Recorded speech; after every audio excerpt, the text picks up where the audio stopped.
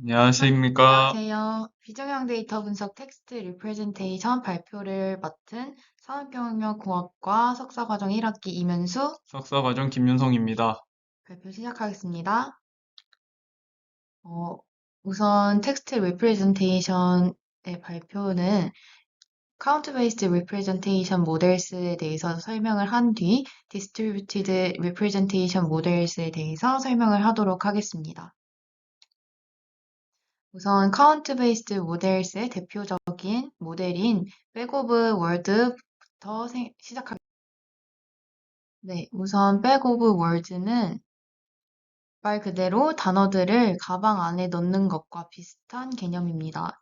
문서 내에 등장한 단어들의 출현 빈도를 고려해서 표현하는 방식입니다. 이때 단어가 등장한 순서는 고려하지 않습니다. 문서를 구성하는 텍스트의 구조와 상관없이 등장한 모든 단어들을 나열하고 이 단어들에 대해서 가중치를 부여하는 방식입니다. 백 오브 월즈는 문서에서 등장한 모든 단어들을 피처로 사용하기 때문에 피처 공간에서 차원은 모든 문서에 등장한 총 단어 수와 같습니다. 피처에 가중치를 부여하는 방법은, 즉, 단어를 세는 방법은 크게 두 가지로 있습니다. 첫 번째는 바이너리 리프레젠테이션입니다. 그리고 두 번째는 frequency representation인데요. 바이너리 리프레젠테이션은 해당 단어가 문서 내에 존재하면 1, 그렇지 않으면 0을 부여하는 방식입니다. 등장한 횟수와는 상관없이 한 번이라도 등장하면 1로 카운트하는 방식입니다. 그리고 다음으로 frequency representation은 단어가 등장한 횟수를 그대로 반영하는 방식입니다.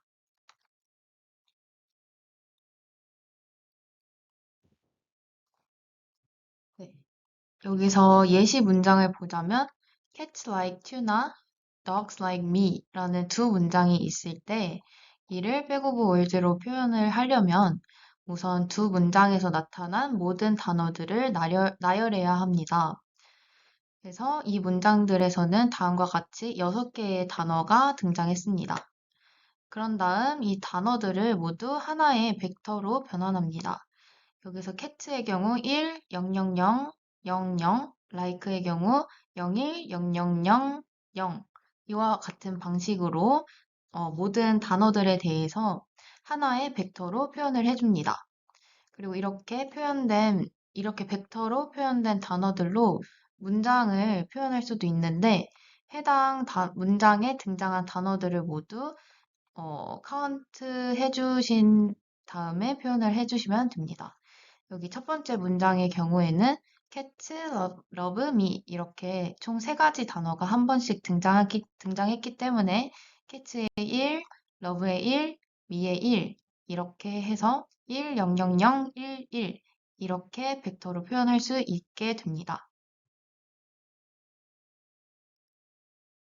그리고 백 오브 월즈는 문장 내에서 단어의 순서를 고려하지 않고 빈도수를 기반으로 벡터로 표현하는 모델입니다. 이 모델은 단순하고 쉽게 문서를 수치화할 수 있다는 장점이 있지만 순서를 반영하지 않기 때문에 문맥적 의미 파악이 어렵다는 한계점이 있습니다. 예를 들어서 옆에 보이시는 이 두 문장 같은 경우에는 서로 다른 의미를 가지고 있지만 구성된 단어가 더그, like, 튜나 이렇게 세 가지가 사용된 횟수까지 모두 같기 때문에 벡터로 표현했을 때는 똑같이 0, 1, 1, 1, 0, 0 이렇게 표현이 됩니다. 그래서 문장은 단어의 순서에 대한 속성이 무시된 채로 반영되기 때문에 원본 문장으로 복원이 어렵다는 단점 또한 존재합니다. 그리고 마지막으로 희소 문제가 있습니다. 백 오브 워드는 등장한 모든 단어를 피처로 사용하게 되는데 자연어 같은 경우에는 수많은 단어들로 구성이 되는 한편 한 문장 안에서 다양한 단어가 모두 등장하지는 않습니다. 이에 따라서 대부분의 값이 0이고 일부 값만을 가지고 있는 희소 행렬이 될 가능성이 높습니다. 이제 다음으로 살펴볼 카운트 베이스드 모델 중에 하나는 TF-IDF입니다. TF-IDF는 TF와 IDF 값을 사용해서 문서 내에 단어가 얼마나 중요한지를 수치적으로 나타내는 값입니다. 우선 TF 값은 term frequency의 약자로 특정 문서 내에서 특정 단어의 등장 횟수를 나타내는 값입니다. TF에서는 많이 등장할수록 중요한 단어로 간주하고 있습니다. 그렇다 보니까 어나 더와 같은 관사처럼 의미가 없지만 자주 쓰이는 단어들에 대해서는 TF 값이 높게 나타난다는 단점이 있습니다. 아래의 예시 문장을 보자면 여기 1, 2, 3 문장이 각각 다큐멘트 1, 2, 3으로 3에 해당합니다. 여기서 다큐멘트 1에서는 I가 한 번, 러브가 한 번, 독스가 한 번 이렇게 등장해서 덕스 행에서는 이렇게 1, 1, 1 이렇게 들어가고 똑같이 두 번째, 세 번째 다큐멘트에 대해서도 똑같이 등장한 단어들의 횟수를 나타내고 있는 것이 TF의 개념이라고 볼 수 있습니다. 다음으로 DF는 Document Frequency입니다. DF에서는 문서 하나에 대해서 보는 것이 아니라 전체 문서에 대해서 특정 단어가 등장한 횟수를 나타냅니다. 아래 수식으로 표현될 수 있는데 여기서 DN은 전체 문서의 개수이고요. T에는 단어 T가 포함된 문서의 개수입니다. 즉, DF는 전체 문서 개수분에 해당 단어가 한 번이라도 등장한 문서의 수라고 할 수 있습니다. DF에서는 특정 문서에만 나타날수록 중요한 단어이고 모든 문서에 자주 등장할수록 덜 중요한 단어라고 간주합니다. 그리고 IDF는 Inverse Document Frequency의 약자로 DF에 반비례하는 값을 나타냅니다. IDF는 아래와 같은 수식으로 표현이 되는데요. 여기서 DF에 단순히 역수를 취하지 않고 로그를 씌운 이유는 단순히 역수만을 취할 경우에는 IDF 값이 기하급수적으로 커지는 경우가 발생할 수 있기 때문입니다.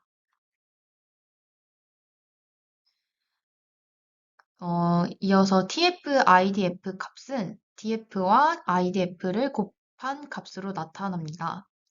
TF-IDF는 단어가 특정 문서에서 자주 등장하는 동시에 다른 문서에서는 등장하지 않을수록 해당 단어의 중요도가 높다고 봅니다. 그리고 TF-IDF에서는 문서에서 등장한 모든 단어들이 벡터 차원의 공간에서 개별 축을 이루고 있습니다. 아래 예시를 살펴보자면 The sky is blue라는 문장이 다큐멘트 1이고 The sky is not blue라는 문장이 다큐멘트 2입니다. 다큐멘트 1 같은 경우에는 The sky is blue라는 단어가 하나씩 등장해서 TF가 각각 1입니다. 마찬가지로 다큐멘트 2도 등장한 단어들이 한 번씩 등장했기 때문에 TF가 각각 1입니다. 그리고 IDF는 DF분의 전체 문서 개수 n에 로그를 씌운 값이기 때문에 각각 로그 2분의 1, 로그 2분의 1, 쭉쭉쭉 그리고 로그 2분의 1 이렇게 나타나게 됩니다. 그리고 TF, IDF 값은 결국 TF 값에 IDF 값을 곱해서 나오고 있기 때문에 이 예시에서는 IDF 값이 나머지는 다 0이고 남만 로그 2분의 1이기 때문에 TF 값과 IDF 값을 곱한 로그 2가 TF, IDF 값이 됩니다. 따라서 해당 예시에서는 not이 가장 중요한 단어라고 볼 수 있습니다. TF, IDF 값은 문서 유사도 측정과 검색 서비스에서 검색 결과 순위를 결정하는 데 활용될 수 있습니다. 그리고 TF-IDF는 백오브 워즈에 기반을 두고 있기 때문에 단어들의 문맥적 의미 파악이 어렵다는 단점이 있습니다.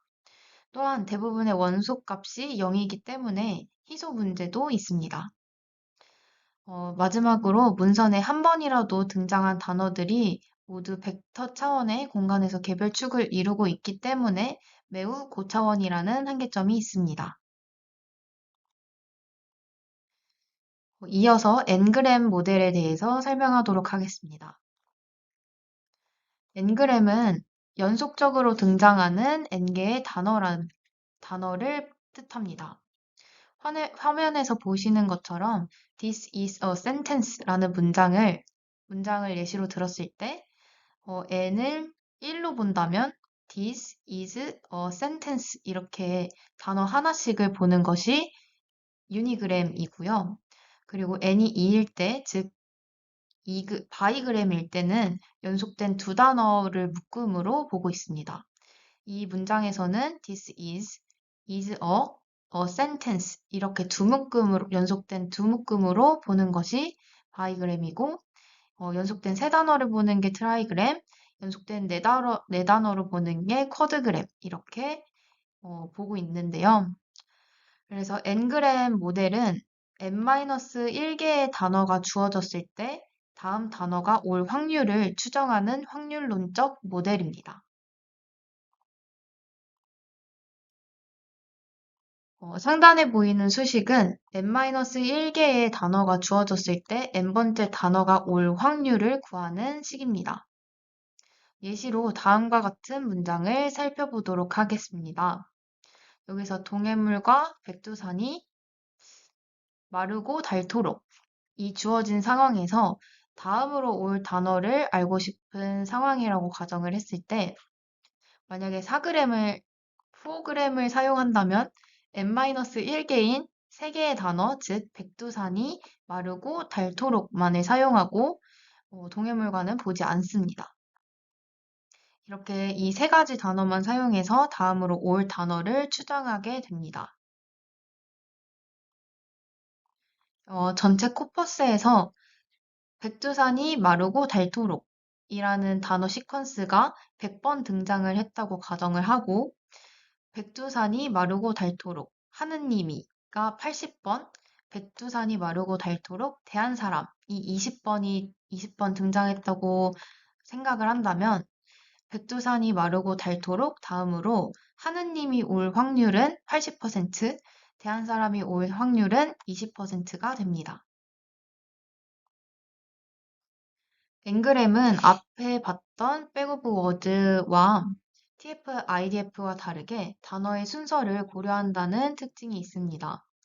또한 앞에 등장한 단어를 모두 보는 것이 아니라 N개의 단어만 보기 때문에 현실적으로 코퍼스에서 카운트할 수 있는 가능성이 더 높습니다. 그럼에도 불구하고 여전히 희소 문제는 존재합니다. 그리고 전체 단어를 고려하는 모델과 비교했을 때 앞문장의 맥락을 놓칠 수 있기 때문에 정확도가 다소 떨어질 수 있습니다. 또한 n값을 설정하는 데 있어서 트레이드 오프가 발생합니다. 만약에 n이 너무 작으면 문장의 맥락을 파악하기 다소 힘들고 반대로 n이 너무 크다면 해당 문장을 카운팅할 확률이 낮아질 수 있습니다. 이어서 이번에는 Distributed Representation 모델에 대해서 설명하도록 하겠습니다. 첫 번째로 볼 모델은 NNLM입니다. 우선 워드 임베딩에 대해서 살펴보도록 하겠습니다. 워드 임베딩은 단어의 의미적 유사성을 반영해서 비슷한 의미를 가지고 있는 단어들은 벡터상에서 가깝게 위치하도록 하는 것을 말합니다. 단어를 밀집 벡터로 표현하고자 하는 개념입니다. 이는 단어들의 의미적 유사성을 보존하지 않는다는 원합 벡터의 단점을 보완하는 개념입니다. 대표적으로 NNLM, 워드 투 벡터 글로브가 있습니다. 워드 임베딩의 목적은 워드 벡터를 분산 표상하기 위해서 단어들을 실수값을 갖는 벡터로 매핑시키는 함수를 찾고자 하는 것이라고 볼 수 있습니다. NNLM은 인공신경망을 사용한 NLP, 워드 임베딩 방법이 처음으로 사용된 모델입니다. 단어를 특정 공간에 덴스 벡터로 표현하고자 합니다. NNLM은 카운트 베이스드 모델의 희소 문제와 차원의 저주를 해결하고자 등장한 모델입니다. 단어들의 의미적, 문법적 역할을 알면 주어진 문장에서 변형된 문장을 만들 수 있다는 아이디어를 반영한 언어 모델이라고 볼 수 있습니다. 따라서 코퍼스에 없는 단어더라도 의미상 비슷하게 사용된 단어를 참고해서 예측할 수 있는 모델입니다. NNLM은 그림에 보이시는 것과 같이 인풋 레이어, 프로젝션 레이어, 히든 레이어, 아웃풋 레이어로 구성되고 있습니다. NNLM의 목적은 이 수식을 만족하는 모델 F를 찾는 것입니다. 여기에는 두 가지 제약 조건이 있는데, 첫 번째는 어떤 조건에서도 이후 단어들이 생성될 확률의 총합은 1이어야 한다는 것입니다. 그리고 두 번째는 각 단어가 생성될 확률은 0보다 크거나 같아야 한다는 것입니다. NNLM은 특정 벡터 공간에 단어들을 덴스 벡터로 표현하는 방식입니다. 여기서 WT는 원핫 레프레젠테이션이고 X는 워드 임베딩입니다. 그리고 이전 단어들을 바탕으로 다음 단어를 예측하도록 뉴럴 네트워크를 훈련하는 것이 이 NNLM의 목적입니다. 여기서 NNLM은 T-1개의 단어가 주어졌을 때 T번째 단어가 J일 확률을 구하는 것입니다. 위에 식에서 여기 노란색으로 표현된 부분이 모든 단어가 등장할 확률값의 합을 1로 만들어주는 역할을 합니다. 그리고 여기서 PJ는 모델을 통해 나온 파라미터이고 G는 컴포지션 펑션입니다. 그리고 이 G가 바로 뉴럴 네트워크라고 볼 수 있습니다. 그리고 여기 워드 1부터 워드 T-1개의 단어들을 뉴럴 네트워크의 인풋으로 넣으면 트레이닝 세트에서 실제 다음번 단어가 가장 확률이 높게 나타나도록 임베딩된 벡터와 뉴럴 네트워크의 웨이트를 동시에 학습하는 것이 NNLM의 기능입니다. 이어서 모델링을 학습하는 과정은 다음과 같습니다. 이 위에 수식에서 C는 V by M 매트릭스로 V by M인 룩업 테이블로 임베딩된 벡터라고 볼 수 있습니다. 그리고 앞서 언급했듯 G는 문법적, 의미적으로 말이 되는 시퀀스면 다음 단어로 등장할 확률을 높이고 그렇지 않으면 등장할 확률을 낮추는 함수입니다. NNLM은 이전 단어들이 주어졌을 때 다음으로 등장할 단어를 예측할 수 있도록 임베딩된 벡터와 뉴럴 네트워크를 학습합니다. NNLM의 전체적인 구조를 다시 한번 설명을 하자면 화면에 보이시는 구조로 작동한다고 정리할 수 있을 것 같습니다. 인풋 레이어는 원핫 인코딩을 진행하며 이때 사전의 크기인 V 차원으로 임베딩합니다. 프로젝션 레이어는 인풋된 n개의 단어에 대해서 D 차원으로 임베딩합니다. 이때 프로젝션 매트릭스가 사용됩니다. 따라서 C는 모든 인풋에 대해서 공유되고 이때 액티베이션 함수는 존재하지 않습니다. 그리고 임베딩된 단어들이 히든 레이어를 거치지 않고 아웃풋 레이어 단으로 보내는 스킵 커넥션이 작용합니다. 히든 레이어는 활성화 함수로 하이퍼블릭 탄젠트를 사용합니다. 아웃풋 레이어는 소프트맥스 활성화 함수를 통해 각각 단어에 대한 확률값을 결과로 내놓게 됩니다. 이어서 워드2백이라는 워드 임베딩 방법론에 대해 소개하도록 하겠습니다. 워드2백 방법론이란 아주 많이 알려진 방법론으로 기존 카운트 기반 방법론이 많은 벡터를 사용하여 고차원의 입력 공간을 필요하며 단어 유사도를 계산하지 않아 단어를 수치화하기 어렵다는 문제가 있었습니다. 이러한 문제를 해결하기 위해 독투백은 주변 단어들을 통해 단어 간 유사도를 반영하여 단어를 추론을 하게 됩니다. 이렇게 대규모 텍스트 데이터에 대해서 효율적으로 학습이 가능하며 단어 간의 의미적 관계를 잘 포착한다는 장점이 있습니다. 아래의 예시를 보면은 이제 여기 캐나다라는 단어가 원화 벡터로 표현이 되어 있는데 단어의 분산을 표현하여 학습을 해주게 됩니다. 그래서 이렇게 예측된 단어들끼리 벡터들은 이렇게 예측된 벡터들은 유사한 단어들끼리 모여 있는 것을 확인할 수 있습니다. 가운데 그림에서 동물끼리 비슷한 벡터 스페이스에 위치해 있고 사물들도 비슷한 벡터 스페이스에 머물러 있습니다. 또한 오른쪽 그림에서 재팬과 재- 네, 여기 있네요. 재팬과 이제 도쿄의 벡터 방향과 차이나와 베이징 이 방향을 보면은 각각 같은 나라와 수도 간의 벡터가 모두 유사한 것을 확인할 수 있습니다.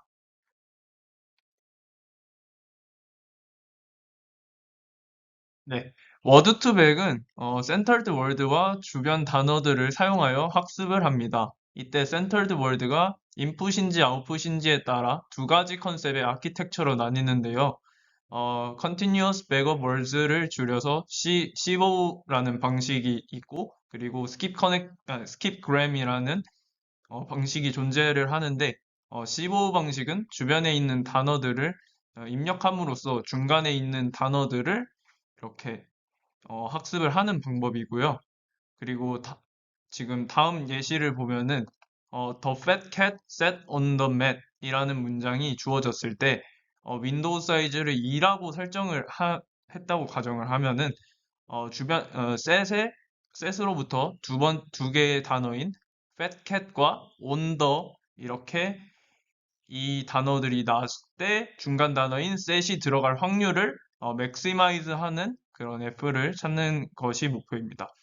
스킵그램 같은 경우에는 중간에 있는 단어인 set을 인풋으로 넣어서 주변 단어들이 fat, cat, on, the가 올지에 대한 이런 F를 maximize 하는 그런 이런 성능을 잘 뽑아낼 수 있는 F를 찾는 게 목적이라고 할 수 있겠습니다.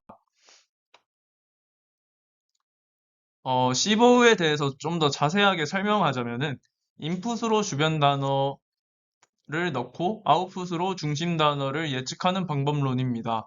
앞서 설명한 NNLM과 비슷한 메커니즘의 구조를 띠고 있고 시보에서는 중심 단어를 예측하기 위해 앞뒤로 몇 개의 단어를 볼지 결정해야 하고 이 범위를 윈도우 사이즈라고 합니다.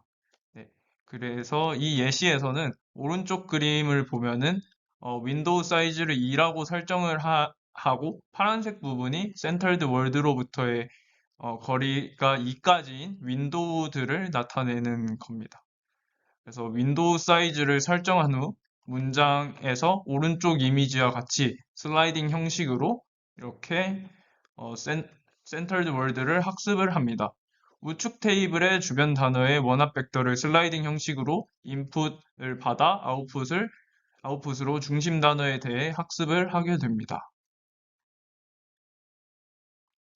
월드2백 모델의 구조적 특징으로는 히든 레이어가 다수인 딥러닝 모델 구조가 아니라 싱글 레이어인 뉴럴 네트워크 형태이고 따로 활성화 함수가 존재하지 않는 형태입니다. 그래서 룩업 테이블을 임베딩하는 층을 프로젝션 레이어라고 하고 여기 보이는 이 부분이 프로젝션 레이어이고 어, 초기 가중치에 대해서 가중치 행렬 W와 W 프라임은 랜덤 값을 가지고 시작을 하며 그리고 학습을 통해 계속 업데이트를 하게 됩니다. 인풋 벡터들을 통해 가중치 행렬을 곱하게 되고 각각 생겨난 벡터들을 평균인 생성된 벡터 인풋들의 합 나누기 en 형태로 벡터 결과 값을 구하게 됩니다. 이때 n은 윈도우 사이즈를 뜻하고 중심 단어로부터 양쪽에 두 개의 n이 존재를 하기 때문에 그래서 en으로 나눠 주어 결과값의 평균 벡터를 구하게 됩니다. 방금 설명한 부분에 대한 수식은 이렇게 정의를 할 수 있습니다. 네. 프로젝션 레이어에서는 원합 벡터 형태의 인풋 웨이트 매트릭스를 룩업 테이블을 평균해주는 방식으로 평균 프로젝션 벡터를 구하게 되고 이것을 다시 웨이트 매트릭스와 곱해서 최종 확률을 소프트맥스 펑션으로 구하게 됩니다. 이렇게 나온 확률 벡터 W hat과 실제 벡터 W를 크로스 엔트로피를 통해서 목적화 함수를 계산을 하여 이를 최소화하는 방향으로 웨이트 값을 학습하게 됩니다. 다음으로는 스킵그램을 설명해 드리겠습니다. 스킵그램은 인풋을 중심 단어로 받아 아웃풋을 주변 단어로 예측하는 방법론입니다. 그림에서는 여기 cat이라는 단어가 나왔을 때 옆에 있는 단어인 더 fat, set온이 나올 확률을 계산하는 것입니다. 이때 아웃풋 단어는 단순히 단어들에 대한 확률 값이지 순서는 반영하지 않습니다. 예시에서는 cat이라는 단어가 입력됐을 때 더 fat, set온이 나올 확률에 대해서만 알려주지 fat이 먼저 나올지 더가 먼저 나올지에 대한 순서 정보는 모른다는 것이 특징입니다. 또 다른 특징으로는 아웃풋이 en개이므로 역전파를 통해 학습되는 수도 똑같이 en번이 되어 가중치를 순차적으로 업데이트를 합니다. 이 때문에 학습을 많이 하는 데 있어 C5보다는 많이 함으로 결과 성능 또한 스킵그램이 C5보다 더 좋은 성능을 보인다는 게 특징입니다. C5에서는 입력 벡터를 en개로 받아 출력 값을 예측하기 위한 인풋 벡터들의 평균을 사용했다면은 스킵그램에서는 인풋 값이 여기 하나밖에 없으므로 이 부분이 결정적인 차이가 됩니다. 이 때문에 스킵그램에서는 평균을 구할 필요가 없어집니다.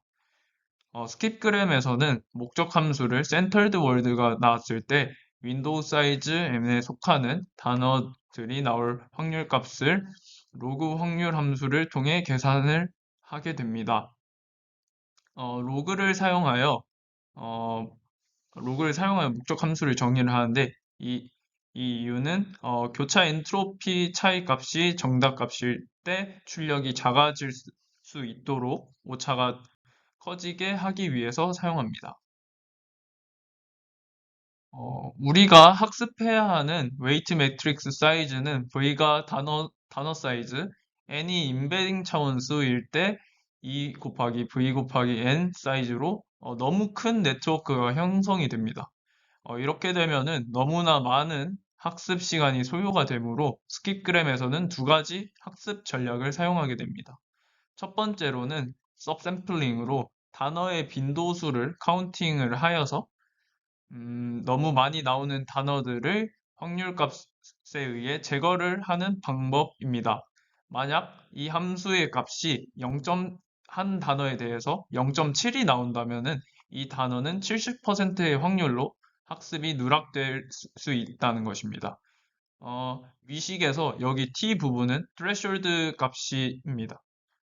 두 번째 방법으로는 모든 단어들에 대해서 소프트맥스 함수를 구하게 되면은 이렇게 너무나 많은 시간이 걸리게 되므로 이 네거티브 샘플링을 통해서 몇 개만 선택을 하여서 어, 소프트맥스 펑션을 계산하는데 비교 대상으로 삼는 것입니다.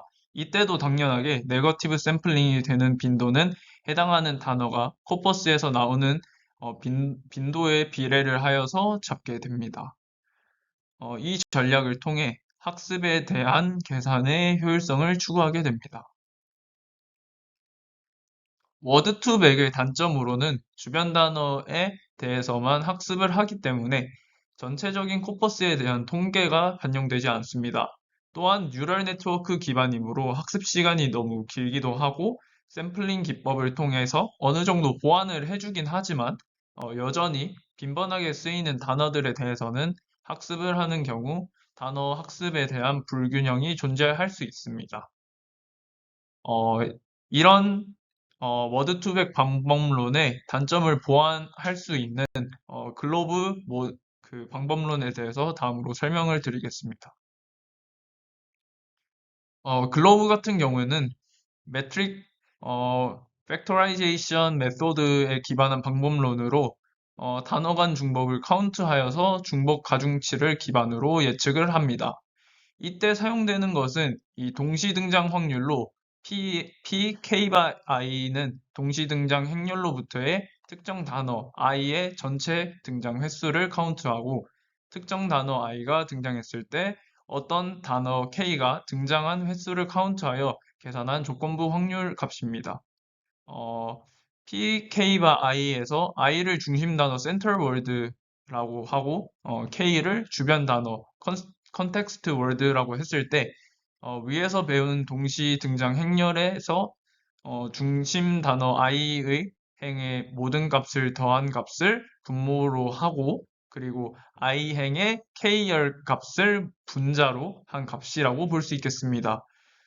여기서 예시를 보게 되면은 인풋 단어가 있을 때 여기 k 단어가 각각의 이런 네 가지 단어일 확률들에 대한 조건부 확률 값을 구해주게 됩니다.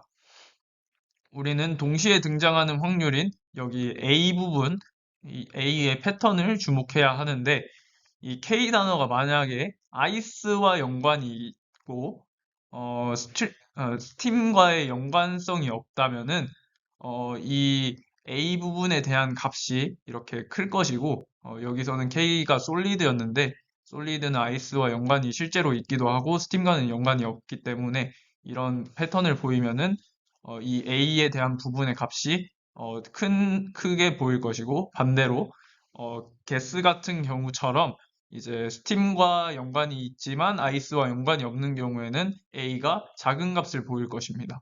또한 K가 워터일 경우에는 아이스와 스팀 둘 다 연관이 있고 그리고 패션 같은 경우에는 이 두 단어와 연관이 아예 없는 둘 다 연관이 없는 단어이므로 이때는 분자 분모에 대해서 비슷한 값을 나타내므로 1에 가까워질 것입니다. 어,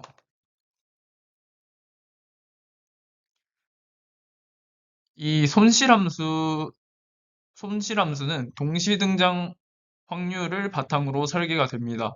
임베딩된 중심 단어와 주변 단어 벡터의 내적이 전체 코퍼스에서 동시등장 확률이 되도록 만드는 것이 이 글로브의 목적으로 이를 만족하는 임베딩 벡터를 만드는 것이 목표입니다.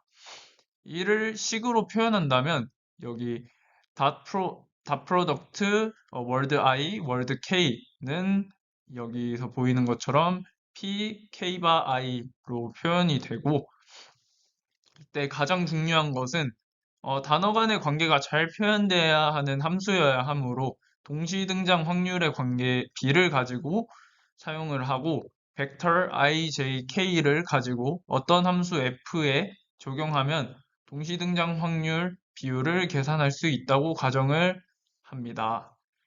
앞 예시로 설명드리자면은 아이스가 I, 스팀이 J 부분에 해당을 하고요. 이때 K 단어가 나타날 확률입니다. 이때 분모는 스팀이 나타났을 때 K가 나타났을 확률, 그리고 분자는 아이스가 나타났을 때 K가 나타날 확률로 이 비율을 IJK에 대한 값만 넣어 F를 학습시키고 계산해야겠다는 것입니다. 함수 F는 두 단어 사이의 동시 등장 확률의 크기 관계 비 정보를 벡터 공간에 인코딩하는 것이 목적이라고 할 수 있고 이를 위해서 두 벡터의 차이로 함수 F로 사용을 하게 됩니다. 이렇게 되면은 우변은 스칼라 값이고 좌변은 벡터 값이므로 이때 차이를 트랜스포즈 하여서 내적을 수행을 합니다. 여기서 중심 단어 W와 주변 단어가 계속 주변 단어인 W 틸다가 계속 바뀌는 무작위 선택이기 때문에 함수 f는 보완될 수 있게 두 단어 관계를 자유롭게 교환될 수 있도록 하기 위해서 항등원의 개념을 사용하게 됩니다. 일단 여기서 항등원이란 FA 플러스 B는 FA 곱하기 FB 형태가 되어야 하며 우리의 함수 F는 여기서는 마이너스 형태이므로 위는 플러스 형태였지만 여기서 마이너스 형태이므로 여기서는 나누기 형태로 이렇게 항등원이 적용이 되고요. 이후 똑같은 트랜스포즈를 취해 준 다음에 어, 트랜스포즈를 취해주고 좌변을 정리하면 다음과 같은 식이 성립하게 됩니다. 이때 이 식을 만족하는 f 함수는 여기서는 지수 함수이기 때문에 f의 그 익스포넨셜 함수로 바꿔주게 되고 이 식의 로그를 처리를 하여서 중간과 같은 식으로 전개가 하게 됩니다. 이때 로그 xik에 대해서 편향값으로 대체를 하는 식으로 전개를 하여서 최종적으로 손실함수를 정의를 하게 됩니다.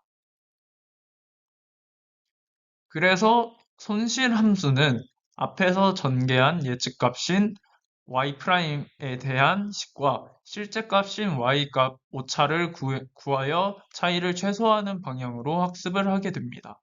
여기서 나오는 여기 값이 y' 값이고 실제 값이 y 값으로 이 두 개의 차이를 구하여서 이 로스 펑션을 최소화하는 방향으로 학습을 하게 되는데 어, 여기서 동시 등장 행렬의 문제점은 코퍼스가 많아질수록 단어의 스파시티가 증가를 하기 때문에 학습이 제대로 되지 않는다는 단점이 있습니다. 이를 보완하기 위해서 가중치 함수가 사용이 되는데요. 가중치 함수를 손실함수에 곱하여서 여기서 보는 것처럼 가중치 함수를 손실함수에 곱하여 희소성이 높은 단어에 대해서 더 가중치를 줘서 이렇게 이게 가중치 함수에 대한 그래프인데 이렇게 더 가중치를 줘서 학습하는 것이 최종 함수라고 볼 수 있겠습니다. 다음으로는 페이스북에서 개발한 방법론인 패스트 텍스트에 대해서 설명을 하도록 하겠습니다. 이전에 소개한 방법론들은 단점으로는 단어 위에 인베딩을 하여 다양한 언어와 빈도가 낮은 단어에 대해서는 학습이 덜 될 수밖에 없다는 단점이 있습니다. 또한 out of vocabulary word 문제로 학습 과정에서 없던 단어들에 대한 인베딩 벡터를 아예 구할 수가 없다는 문제 또한 있는데요. 이러한 문제를 해결하기 위해서 워드2백 방식에서 워드 토큰 단위보다 더 세부적인 단위로 캐릭터 엔그램 단위로 인베딩하는 패스트 텍스 방법론을 제시를 하게 됩니다. 철자 단위, 이 캐릭터 단위의 인베딩을 통해서 합성어와 적게 등장하는 단어에 대한 엔그램이 만약에 두 개가 겹칠 경우에 정확도가 상승하게 되기 때문에 이러한 장점이 있습니다. 예시를 들자면은 만약에 eaten이라는 단어와 eating이라는 단어가 있을 때 eat 3g으로 이제 이 fast text를 진행했을 때 eat라는 부분이 두 가지가 겹치기 때문에 학습력이 eat에 대해서 높아질 것입니다. 때문에 eating이라는 단어를 쪼갤 때 n을 3으로 설정한다고 가정하면 아래와 같이 브로켓을 이렇게 끝에 붙여주게 추가를 하여서 데이터를 만들어주고 또한 우측 하단과 같이 설정한 값 n보다 높은 값들을 다 학습 데이터로 이렇게 총 사용을 한다는 특징이 있습니다. 이때 목적 함수는 네거티브 샘플링을 사용한 스킵그램과 동일한 방식으로 사용이 됩니다. 다음으로는 독투백 방법론에 대해서 설명을 드리겠습니다. 독투백은 단어 이상의 더큐멘트의 패러그래프 아이디 또는 다큐멘트 아이디를 인풋 데이터로 포함하여 임베딩을 하는 방법으로 벡터 스페이스에서 패러그래프의 위치 좌표를 단어로 인식을 시키면서 학습을 하는 방법입니다. 독투백은 어, The Distributed Memory Model of Paragraph Vectors를 줄여서 PVDM 모델과 이 PVDM 모델과 어, The Distributed Bag of Words Version of Paragraph Vector를 줄여서 PVD보 이 두 가지 방법이 존재를 합니다. 우선 PVDM은 여러 단어들을 통해서 다음 단어를 예측하는 모델에서 인풋 값으로 paragraph ID를 추가를 하여서 다음 단어를 학습을 하고 다음 단어를 예측하는 방법입니다. PVD 보호 같은 경우에는 인풋 값으로 paragraph ID만 사용을 하여 이 paragraph ID에 존재하는 일정 개수의 단어들을 예측을 하게 됩니다. PVDM에 대해서 좀 더 자세히 알려드리자면 먼저 PVDM 방법론으로 특징으로는 문단 또는 문서 내에 단어가 올 순서를 고려하여서 다음에 들어올 단어에 대해서 예측을 하게 되는데요. 예시로는 little dog sit on the table 이라는 문장에 해당하는 이 다큐멘트 아이디를 역시 의미 공간에 위치 좌표를 진에게 학습을 합니다.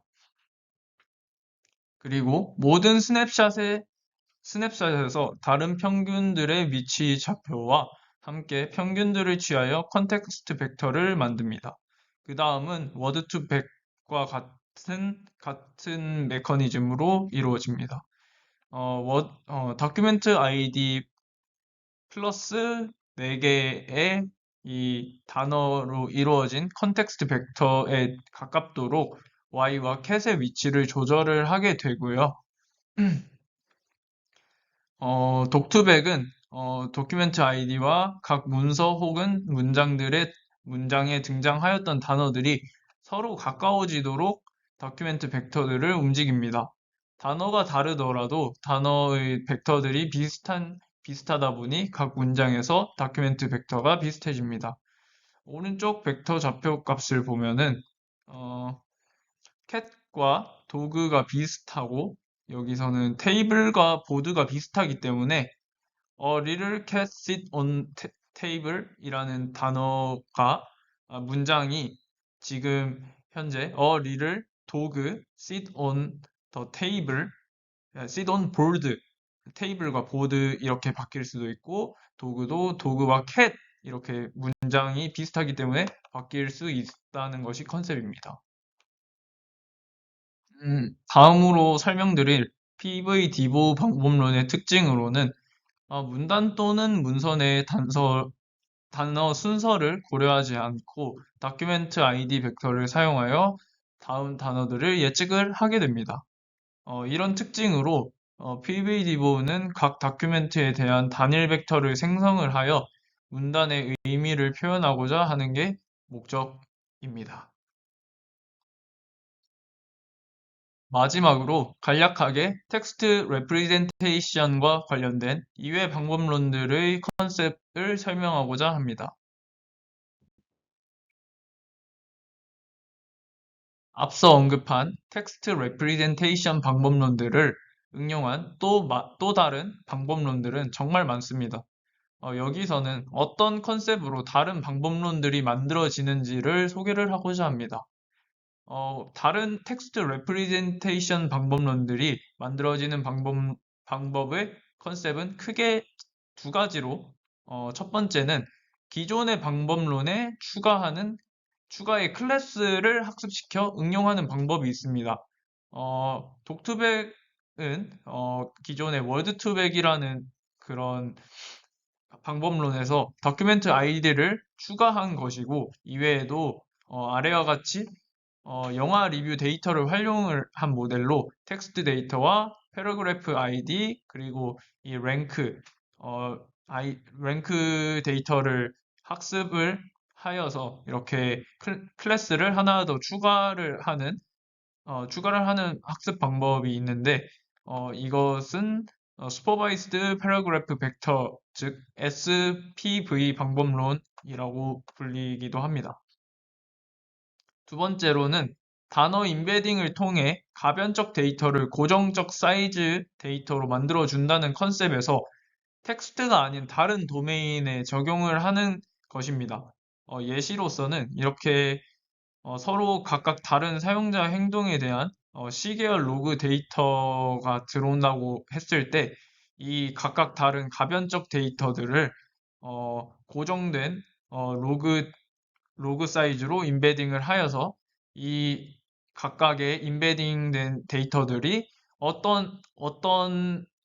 어, 어떤 행동을 하는지에 대한 이상징후 탐지 알고리즘을 통해서 다음 동작을 예측을 할 수도 있습니다.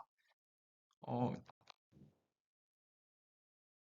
네, 그러면은 이것으로 저희 발표를 마치도록 하겠습니다. 지금까지 발표자 김윤성.